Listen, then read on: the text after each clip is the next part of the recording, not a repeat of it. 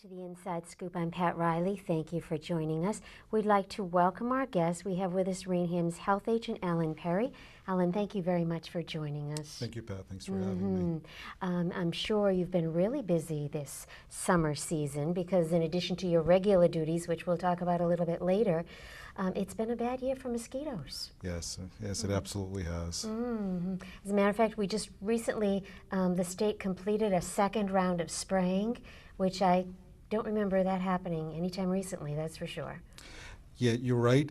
Monday night they completed the second round of spraying. I think in 2010 we had one aerial application, and I think it has happened in the past. I forget the exact year, but maybe the early 2000s we did have 2 aerial applications, and hopefully this year we'll see how it goes, and we're taking it day by day to see what the results of the spraying are. This year seemed to be unique, Allan, because certainly the state found infected mosquitoes early in the season, and also I guess the number that they found. That's right. Yeah, they did, and we had a really strange. Only time will tell, but we did have a little bit of a strange winter this year. As you know, it was a little warm, a little drier than normal. Only time will tell to see if that played a role. Obviously, the warm temperatures and recently the heavy rain have not helped, and that certainly has contributed to the concern that the disease could explode this year. What's most important for people in our listening audience to know or to remember? I think when sometimes we say, well, the aerial spraying was done, then we don't have to worry, but that's not the case. No, we would never want to portray that sort of a false sense of security. I think we believe that the aerial spraying was really a necessary tool. It was a tool that we have available, particularly in a bad year like this. But obviously, personal protection is utmost in regards to helping combat this disease or contracting the disease.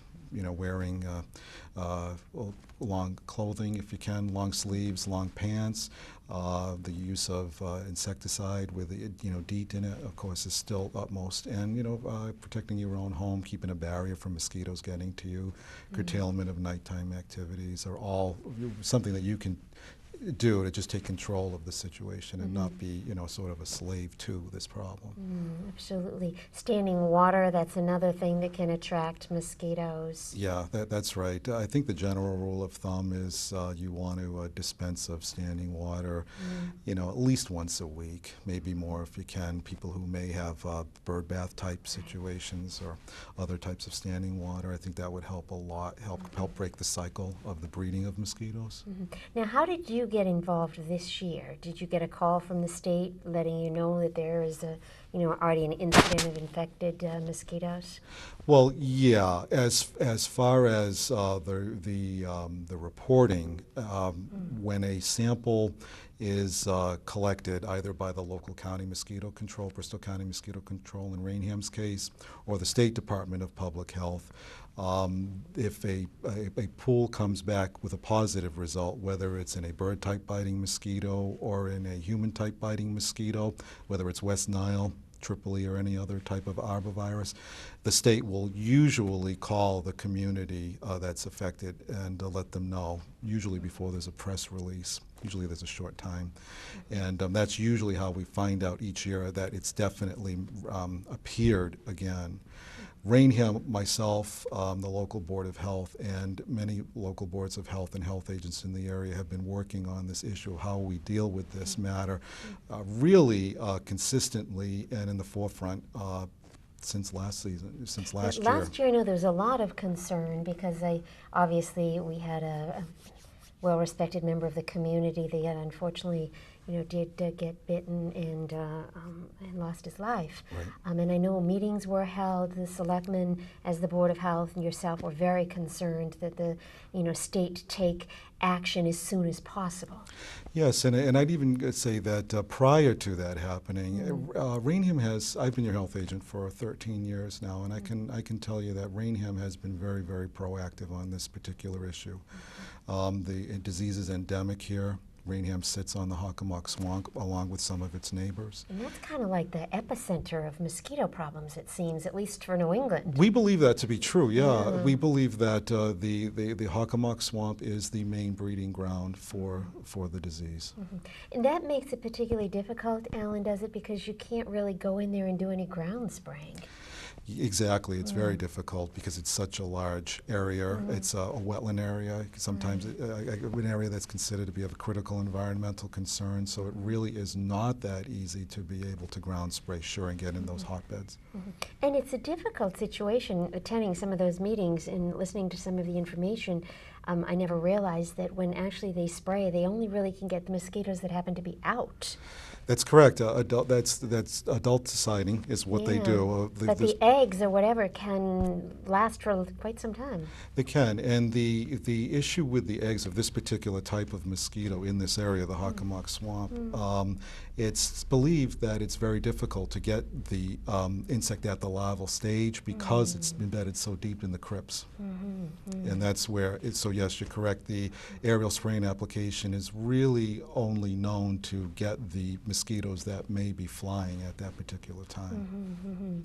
So it's not an easy problem to solve, No. that's for sure. No, it's not. But fortunately, I am grateful that we do have tools today that we might not have had in, breakouts in decades past or years past, and that's where we go back to at least the aerial spraying is a tool to help break the cycle, and that's really what it's for.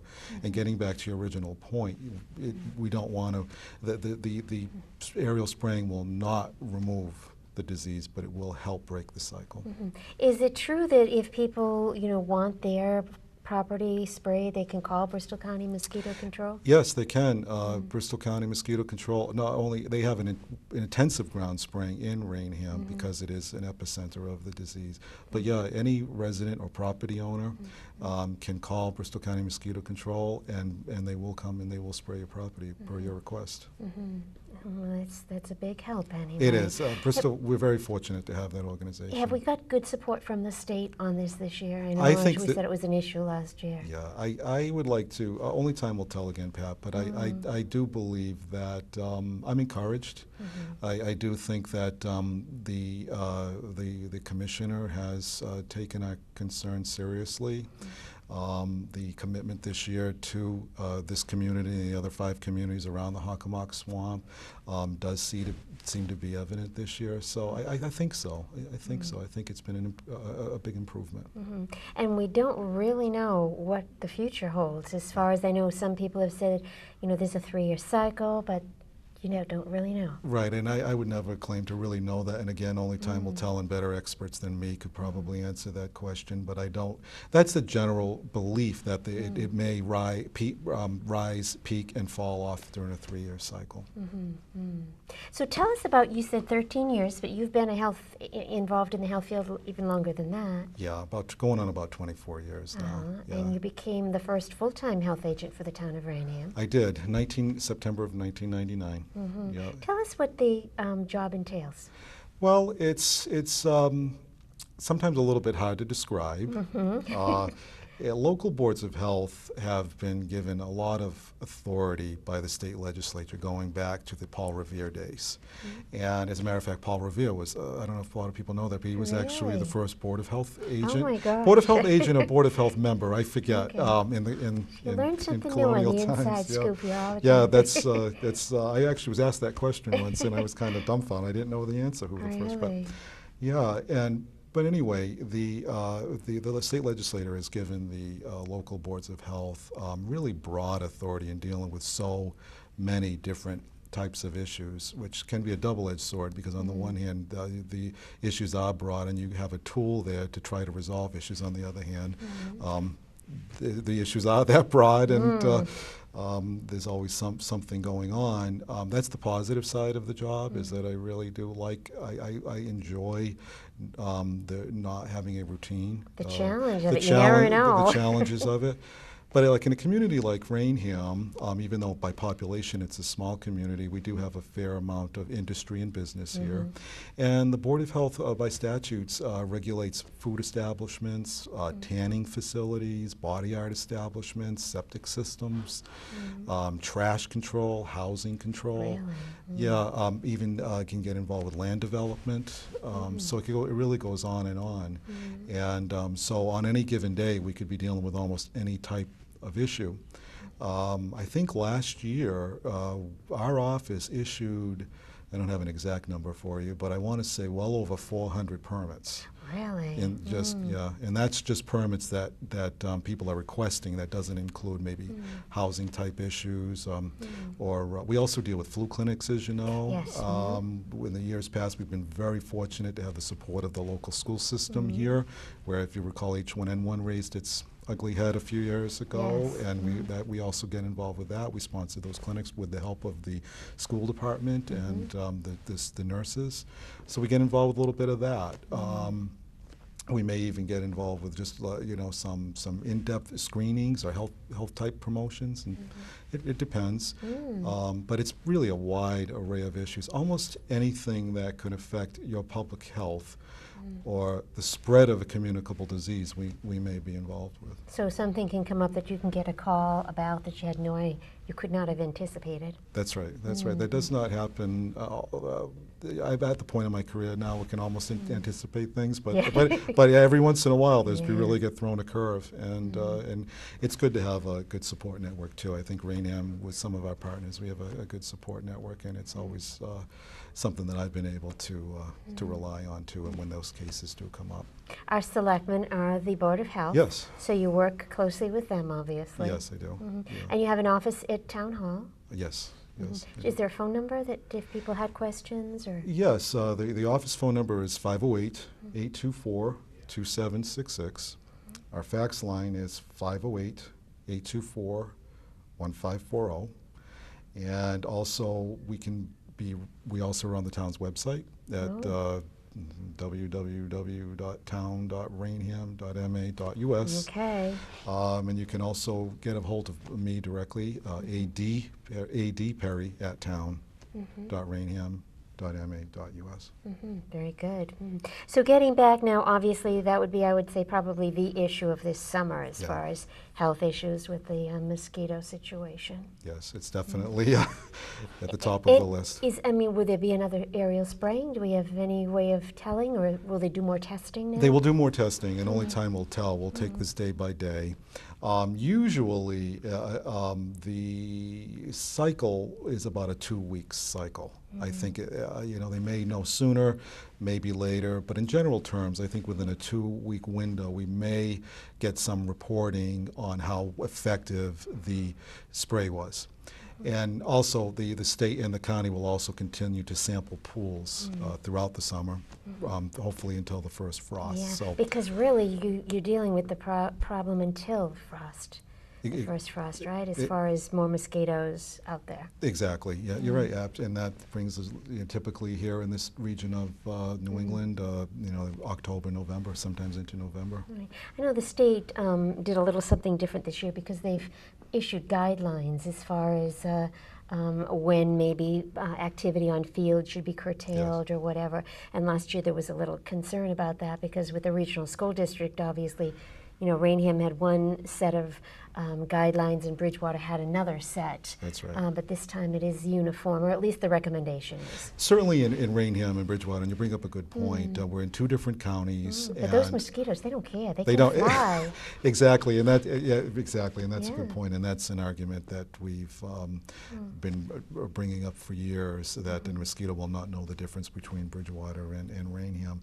But you're right, and the 2 communities really do try and should work together because it is, there is a school district share, then you have this whole population of children that are affected by what either board does. Okay. And, and I think that really is improving. I really do. And I believe that last year there was an infected mosquito that was found in close proximity to our regional high school in Bridgewater. So you have to really be careful. Right. Yeah, absolutely. What are the guidelines this year? Has the Board of Health taken any action as far as activity, outdoor activity? Yeah, as soon as, going back to mid-July, as soon as we received a press release from the State Department of Public Health recommending, or basically stating that the communities of Easton, Bridgewater, and Taunton were considered to be at high risk, the Board of Health, the Raynham Board of Health, enacted a ban on public and school property within the town limits, banned from dusk until dawn. And that still is in effect, particularly because we have been raised to the critical level. Now, Which is as high as you can get, right? critical is the highest you can get. Yes, yes. So yes, so back in July that we did enact that ban, and that would be in place until further notice. And we will take it day by day to see what may transpire. Hope for the best. And that will be probably based on what the state tells you to, if they should Yes. for some reason lower the risk or whatever. Yes, certainly this year. In years past, we have been more, last year, for example, before the death of Mr. Neufeld and the other lady from Missouri contracting the disease, Raynham, we had put a ban in place at that time. We were concerned, and unfortunately, it was not enough, and that's where we've been such a huge advocate for the aerial spraying as a tool we absolutely need. But we have been more stringent than the state in the past, and local boards of health are allowed to do that, going back to the state statute, the laws that they're allowed to enforce. And I know our school superintendent followed your recommendation also when you made the recommendation for, the ruling for the town of Raynham fields for the district-wide as well. That's right, and that's been one nice thing really about Raynham, is that there really is a lot of camaraderie, on many issues, but It's certainly on this important, issue. and I know, Yeah. it can be an inconvenience or whatever, but, you don't want anybody contracting. It's a very, very serious disease. It absolutely is very serious. Most people who contract the disease do not survive. Many people who do survive are left with some complications, some more obviously more severe than others. Very, very few people, it's my understanding, will escape that disease without some sort of problem. Now, West Nile virus, often if you pick up the cans of mosquito repellent, they all say, used to prevent West Nile, they don't mention Triple E that much. Is West Nile virus, is that more widely known, or? I think, yeah, that's a more good point. I prevalent? think nationwide, West Nile virus, I don't think there's really a state in the country that is, well, maybe Alaska and Hawaii, I don't know for sure, but at least in the continental U.S., I don't think there's not a state that knows or understands West Nile virus. It's everywhere. Triple E is a little different. It's not a disease that, as of right now, is, really a national type of mosquito-borne disease. Primarily Massachusetts. Is there any other place in the country? The Eastern Seaboard, Okay. Florida in particular, Massachusetts, or other New England states, New York, Virginia. The Eastern Seaboard is This area seems to have a higher incidence of? Statistics have shown that Massachusetts is only second to the state of Florida in the amount of, or the numbers of people who have contracted the disease. And when you look at Florida and you look at Massachusetts based on a square mile, in simple terms, by square miles, you can sort of look at that and say, well, maybe per square mile it has a higher contraction rate. And so yeah, it's very serious. It's at the same time, it's sure the statistics are, it's not like it's likely, but if it were, it's a very detrimental disease. It's unfortunate that they couldn't come up with some type of a vaccine or something like that, something to, to prevent it. But I suppose something like that is very costly, and they balance that among, against the incidence and so forth. That's right, and they definitely do have a vaccine for horses. Yeah. And that's why, and I'm glad you brought that up, because that's one of the reasons why we at the local level felt that a horse was no longer a good indicator to determine the risk of disease in the area or in a community, because the horses are vaccinated for it. And up until this past year, horses were still considered to be a indicator for the disease. And I believe now they're looking at other types of mammals now. So that's been a big change. Well, if they have a vaccine for horses, they should work on one for people. Yeah, who knows, maybe over time that would be awesome. Yeah.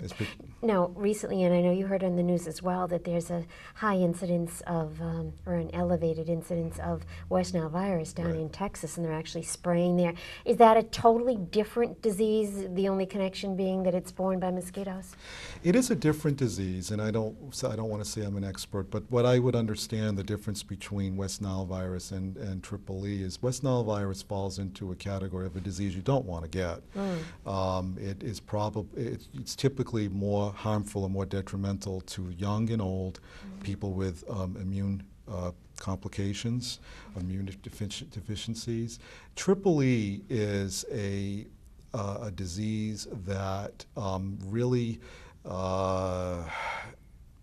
Can affect anybody. Can affect anybody, young, old, healthy, not healthy. Again, and West Nile virus not as considered as deadly as the Triple E. Most people can get it and recover quite fine. You may feel like you have the flu. Some people don't even know they have West Nile virus.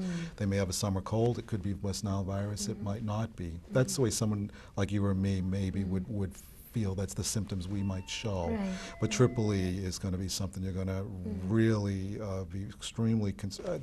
You would be concerned about both, obviously. Sure. But there's different levels. And now, with Triple E, I mean, heaven forbid that anybody should contract it, but do we know what the warning signs are, or symptoms that people could take action immediately? Yes. Even though, I mean, it's a deadly disease, I'm sure, as in any case, you know, if you determine it, the sooner the better, actually, for any possible treatment. That's right, and it's my understanding that the lady who was a resident of Missouri who contracted the disease did just that. It was my understanding that she became ill on her arrival home or leaving, and she had a physician that recognized it right away.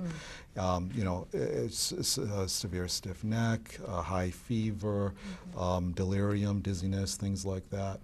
I always caution, though, that symptoms overlap. Sure. They overlap. But I think any type of a disease or any type of, when you feel that type of malaise, you certainly should always contact your physician and exercise on the side of caution.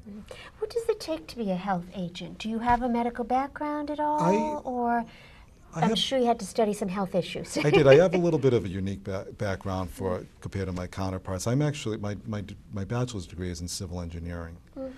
And originally I wanted to be involved. I wanted to be a structural engineer, to be honest with you. And then when I was in school, I started to like some of the environmental courses a little bit more, and I started to take that kind of a track. And it varies in the Commonwealth of Massachusetts. Massachusetts is a little bit more unique than other states, where we have 351 boards of health in this state, where in other parts of the country they're more countywide or more regional. So it really varies what the degrees are. But I'm a registered sanitarian and a registered environmental health specialist. I've also I have a background in I'm a certified food manager, a lead paint inspector. It can go on and on, but most people in this field have some sort of either an engineering or biology type or an environmental science type of a background. And the RS in Massachusetts and the REHS at the national level is kind of a standard that might be equivalent to maybe like a registered nurse or something in that type of field, in the environmental field. It would seem, with all of the environmental issues, and those just keep increasing, that it would be a field that's very career-oriented, that it's something that obviously we need and we'll need more of as time goes forward. I think so. I think since the career changed tremendously after 9/11, where I think at that particular time, Congress and the president at that time determined that local public health and public health officials they kind of felt it was more of an emergency type preparedness possibility type of a position. So that changed the career dramatically. So when you mention that, I really think of that in my mind, of how the career went in a much different type of an angle. when a little bit of history, when antibiotics came on the scene, there was a lot left. There was more somewhat of a contraction in some of the things that local boards of health did. Years ago, boards of health controlled TB clinics or even local hospitals, and well, like I said, when antibiotics came in, there was a little bit of a contraction of that, and a lot of local boards of health became more of an environmental health type of, at least in Massachusetts. Sure. But that's now with things we've seen in the past decade, including things like EEE. That's kind of shifting a little bit back more to the old type boards of health, where they would be more involved with the day-to-day type of public health issues, communicable disease issues. Or problems, as you mentioned, with restaurants, if there should be any, food poisoning or anything like that. Is that something that comes under your purview as well? Yes. When I was speaking about the permits that we issued here in the community, I think about 130 or so of those permits fall in the food category, the food service permit category. And what the state law likes is for a local board of health to inspect a restaurant or any type of food service facility a minimum of twice a year. And that would fall under our office, and that would fall under our jurisdiction, typically. Do you contract to have somebody do that, or do you get involved in that yourself? I do. I get involved with that myself. Unfortunately, in this community, the folks, the selectmen did recognize that we needed a little bit of expansion of our department. Yeah, because as you said, even though, a relatively small community, restaurants, food facilities, food stores, we've got quite a few. We do have quite a few, and obviously I'm biased, but I'm really proud of our food program here. I have an assistant. His name is Lou Bousquet, who is our food inspector. He's really a health inspector, but he predominantly helps us out with inspecting the food establishments in town. And so I'm really proud of our food program, and not that anything's perfect, it's not. But I really am proud also of that we have, again, going back to this camaraderie issue. One of the things that makes my job a little bit easier and the board's job a little bit easier is that overall I think the merchants in the community do care about that, and they're willing to work with you. So that helps too. That I can't deny that. But I'm really proud of our program. As a matter of fact, anybody who's ever interested in the status or the state of any restaurant in this town, everything is public information, with some exceptions, and they're more than welcome to take a look at if you happen to have found, a facility that didn't meet the inspection, or what happens in that case? It would depend. It would depend on how critical the violations are. I don't care from my experience, it almost doesn't really matter what facility you are. You're typically going to find something. Nobody is perfect. And I look at our food inspections as a way of, benefiting the merchant and the public at large, and we'll work with you to give you ideas. But typically, if you find something that's so egregious, then it could be an immediate closure of that facility. The health department is allowed that authority under law when the Board of Health can't conveniently meet. Then there are other types of critical violations that you might receive a suspension with notice if you have a certain amount of time to clean that up, and if you don't, then you would be suspended, but you'll be given a warning. Then there are other types of critical violations that we would give you a certain amount of time without the threat of an immediate closure unless you don't respond and take care of the matter at hand.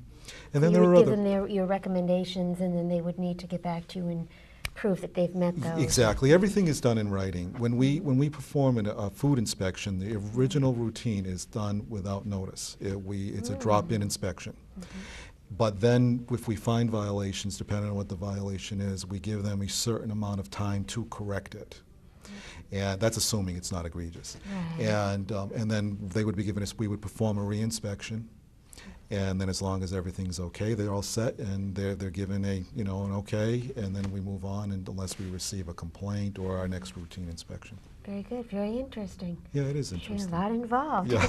And we're just about out of time, but we want to again just emphasize to everybody, to be careful. Even though there have been 2 aerial sprayings, mosquitoes can still be out there, and there can still possibly be some infected ones. So from now until at least we hear differently, or until the first frost, people should protect themselves. That's the first line of defense. Absolutely, absolutely. And if they have any questions about anything that we've been talking about, what's the number again for your office? Our office is 508-824-2766. And you're located right at our Veterans Memorial Town Hall. Yes, yes. Okay. We're on the first floor. Take a right, last door on the left. Excellent, very good.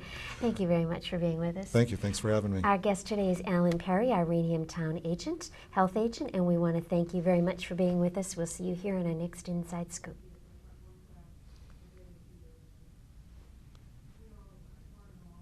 See, I'm going to wreck it.